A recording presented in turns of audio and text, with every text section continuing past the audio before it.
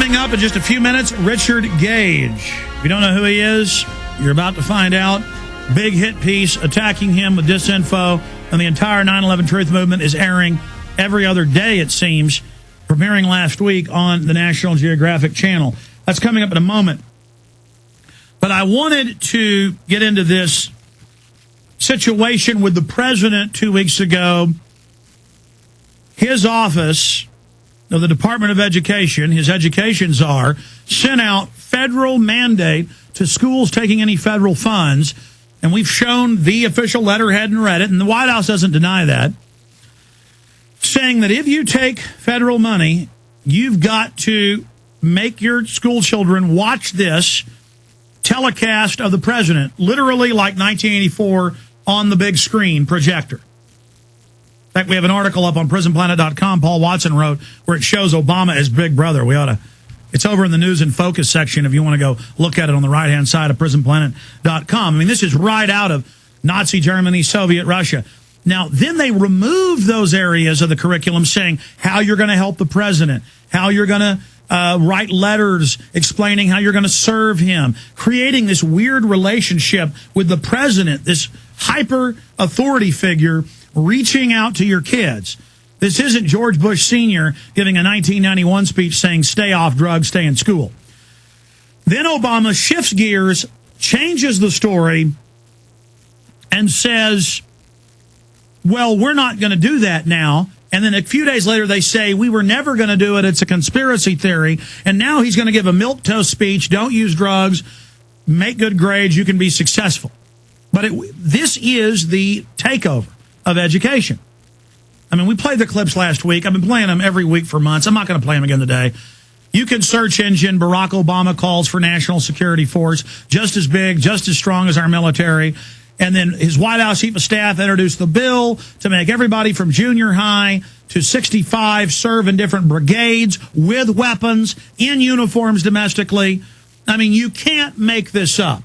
In fact, scroll down for folks that are watching on prisonplanet.tv. It's Indoctrination of Obama Youth in Schools Accelerates is our article. And in the article, we have all the clips right there for everybody, where you can watch the video clips of Barack Obama saying it and doing it, everybody pledging to serve him, and they mix it in with the civil rights movement. It's all very deceptive. And I was just playing Van Jones saying we're going to have total wealth redistribution. And see, there on screen are the youth in the uniforms training and chanting his name. So that's what it is. We're going to Richard Gage in just a moment. Lastly, go ahead and finish up Van Jones. He didn't get kicked out for being a 9/11 truther. He got kicked out for saying, I'm a communist. The green jobs is to take over your life for total wealth redistribution. Here he is, Van Jones. We're going to push it and push it and push it until it becomes the engine for transforming the whole society. My guest has been Van Jones, founder and president of Green for... In fact, back it up about a minute. I want listeners, because we ended the hour with that, and we're going right to Richard Gage. I want listeners to hear this, because he already says redistribution of wealth, and then he says incremental takeover, deception. Here it is. Colonel, that eventually meant that from 1954 to 1968, complete revolution was on the table for this country. And I think that this green movement has to pursue those same steps and stages. Right now, we're saying we want to move from suicidal gray capitalism to some kind of eco-capitalism where, at least we're not, fast-tracking the destruction of the whole planet. Will that be enough? No, it won't be enough. We want to go beyond systems of exploitation and oppression altogether. But that's a process.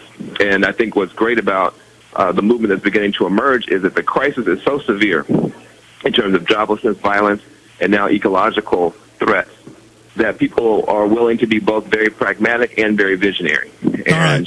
That's enough. The point is he admits they're incrementally doing this with deception. Now, he was already going to have to resign over saying shut down talk radio, get rid of free speech, Republicans are all these cuss words, black supremacist statements about whites being the devil. But then he also signed some 9/11 Truth statement. They're trying to use that to demonize 9/11 Truth and say, oh, look, he's unpopular because of this. No, New York Times poll 3 years ago, 84% believe the government's lying about 9/11. I just read to you 7 of the 10 commission members saying it was a whitewash and a lie, and there needs to be a new investigation. Now, for the next 50 minutes, for the balance of the show here, I want to welcome San Francisco Bay Area architect Richard Gage, Architects and Engineers founder. He's an AIA member of the American Institute of Architects and founder of Architects and Engineers 9/11 Truth.